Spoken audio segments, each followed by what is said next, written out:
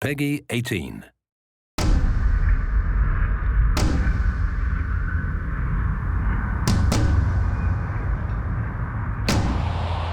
We chose Death to be the character in Darksiders 2 because War really set the stage for the Darksiders universe and introducing new elements, and we felt bringing in a new horseman with a totally new playstyle, different personality would be really cool, and Death is probably the most well-known of the four horsemen, so we thought he should get his shot. What makes Death different from War is almost everything about him.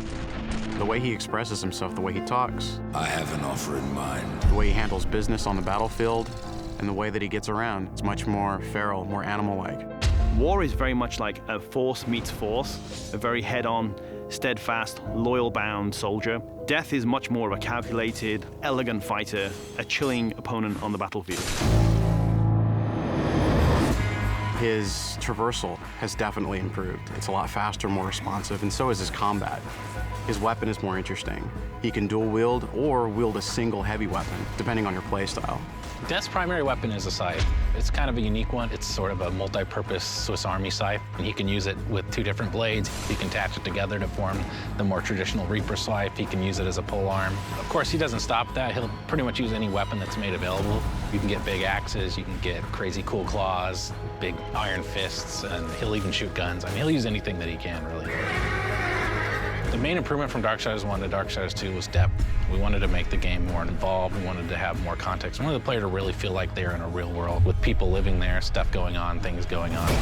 We give them more items to tailor their own character, more characters to speak to, so we've got a lot more immersion on the story side of the game. The first game, most of it took place on Earth, so now we were totally free to create all these new areas. We have angelic fortresses, demon cities, the city of the dead. It got our team super excited. On top of that, there's a lot of weapons and armor, and obviously the new character as well, Death. Death's the most feared, and he's one of the oldest horsemen in the fiction. They kind of look at him as a big brother. He's feared just because when he really gets down to business, he is the death dealer. That's sort of his thing. He wears his mask as an executioner's mask. That's his trade, that's his business. He takes people down.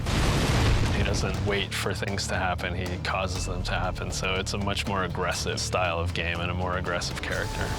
I mean, I guess it's all wrapped up in his name, right? War implies some conflict, but Death's the final end. Who doesn't fear that? A few words describe Death: cold and calculated. Agile, both in the way he fights and the way he deals with situations. My favorite word to describe Death is definitely arrogant. He's an opportunist. If I could describe Death in one word, it's probably badass.